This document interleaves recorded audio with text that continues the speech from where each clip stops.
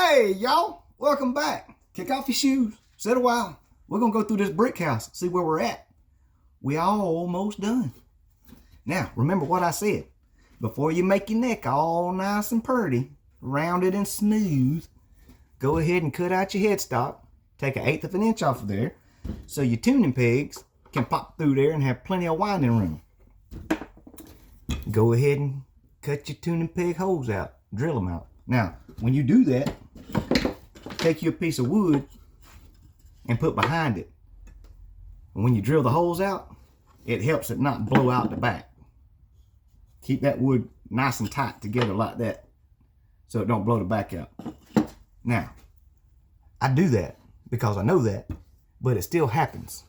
See right there, that little piece right there? That's where it blew out. But because I had the wood behind there, it didn't blow out and then peel all the way down my grain real deep. So I had to spend 400 years getting that thing back right. And if you're taking a lot off the back especially, it's going to mess up your depth on your tuning pegs. So you'll have a big old piece of tuning peg sticking out there instead of regular tuning peg. I got the neck done. Nice and smooth. Everything cut out, ready to go. I glued the fretboard on here before I cut the slots. Now, cutting fret slots can be a booger bear. And on this one, because I did that, I had to go old school.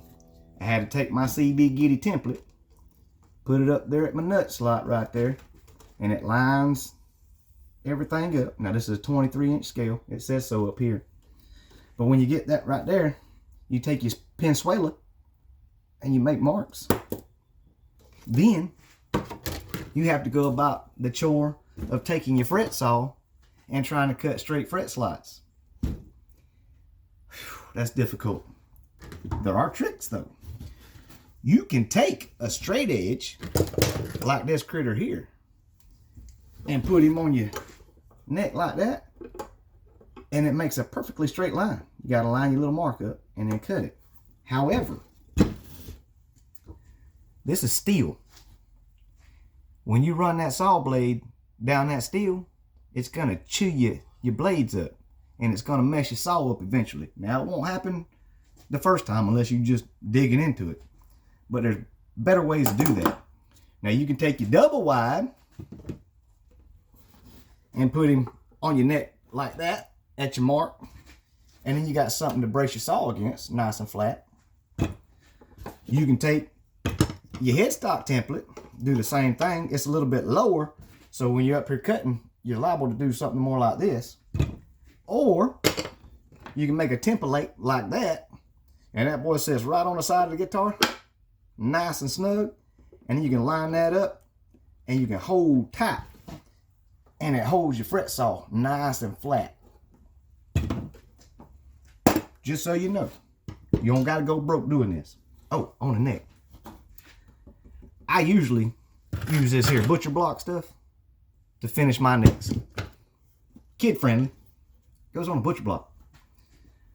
But when you got them for sale especially, you don't want people to have to maintain their guitar that well, because they're not going to do it.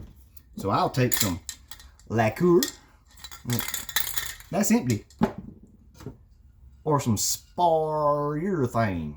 Now spar urethane is designed for exterior doors and whatnot, so it can take the moisture. And when you're playing long sets with these guitars, your hands get all nice and sweaty, and that spar urethane will protect the neck. Back to the neck though, on the fretboard. Typically, when I'm not being a bonehead, I'll use my homemade fret slotting jig. Now this ain't nothing but a couple pieces of hardwood. That's the same material that the neck's made out of, okay? Then I got me some little cut off pieces of plywood that I got it mounted to. You make this piece, get your piece of plywood, mount your 2 pieces of hardwood to the side, and then you cut that slot out all the way down. And you mount it to the big piece. See, that's not cut all the way through. It's just mounted up there. So you got this jig mounted to this plate. And it's cut precisely with this saw to be straight. It doesn't wobble, and it cuts nice fret slots. Now in the bottom of this thing, I got a Blazer Raid. And I took me a file and just took the real sharp edge off of it. So now you can touch it and all that stuff. But that goes right in the bottom of that fret slotting jig, like that. And then I'll take one of these pre-made fretboards right here. It's already got the slots in it. And when you're cutting your frets, you lay that in there. Listen. Whoop. You hear that? That first fret popped in there. So it's not going anywhere. Clamp this to the table. Then, when you get to putting your fretboard on there, this is an old chopped off piece of fretboard, but you lay that fretboard up there that you're going to cut, and it'll sit like that, and then you take your fret saw and cut it. Once you get that fret done, line them up, you pick up the very end of this, just barely, and you slide it, and you'll hear it lock again. And then your next fret is already lined up. You cut that, pick it up and slide it. Now your next fret is ready to go. Easy as pie. Now they make little table saws that you can use in a really expensive blade. But that ain't me. It's not what I do. Now, if you're going to use this for a jig, if you're going to use this fretboard, a lot of times you'll want to take your fretboard material that you're going to use and you want to tape that down. Now you can use some double-sided tape. That's a spongy stuff. I wouldn't recommend that. It moves too much. That flat double-sided tape works better. But if you're going to use this, I would take some box tape, put across the back. That way when you put that double-sided tape on there, you're not messing up your fretboard, your template. That double-sided tape will come right off of there without messing anything up. And the tape will stay, and it gives longevity to your template. Any hoozles, I got the neck in the box. Now you see I got some blocking underneath the back of the neck and the front of the neck, because the box is so thick, it's got to have something set on there. Then, like I showed you last time, where you do all them little cuts and you pop them out, got that done so it don't hit the box. Now that looks like it'll hit the box right there, that lip, but it don't. It don't hit the box till it gets right there. And it's right before you get to the piezo. The piezo is cut in with a Forstner bit, similar to that, a little bit larger. And then you glue that boy in with some hot glue, squish him down in the glue, and then you put some more glue on top of him, and then you squish him down some more, shut the box. She's all wired up, got her in the jack right there, see there? Now this box is thick, so that jack didn't want to go all the way through there. So what I had to do is drill a big hole in the side there, and then make me a jack plate. Now, this is the reason why I say don't throw this stuff away. This piece of wood come out of this box. It was stuck over in the side right there. Got a couple that goes on the side, a couple goes along the back. That was in there. And all I did was when I cut that big old hole right there, I cut me a littler hole for my jack to go through. Made me a shape. It just looked kind of like that. Kind of like the way it looked. Didn't want to change it. But when I did that, to make it match the box and look pretty, I took this here torch and boing it. I burn it. Then I just wipe it off a little bit, get the char off of it, and covered it with some spar urethane. Then, now, anytime you go to put screws in anything, especially on this hardwood and these boxes, make sure you pre-drill those holes. Pre-drill them. If you don't pre-drill them, you're going to bust everything. You're going to start over. But you pre-drill the holes and run you some screws in there. Now you get them little kits, Walmarts, wherever you go, and they got picture frame hangers that goes on the back of picture frames. That's what those screws are from. And they gold.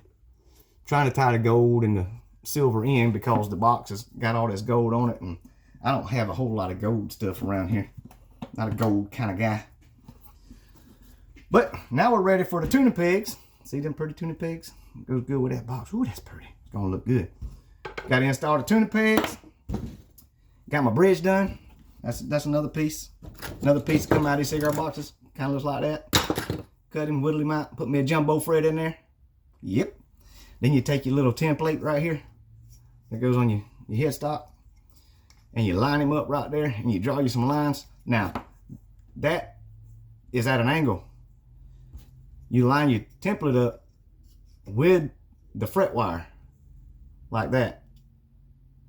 But when you cut your slots, or when you file your slots with this here triangle, see this triangle, oh, there it is, triangle. Make sure that your bridge is straight and you file your slot straight. You don't file it with the angle of the fret wire there. When the bridge is ready, got the nut in, it's still a little bit high, got to whittle him down. Then I got to take that same triangle file and cut me some grips right there. Now, this is where I need some help.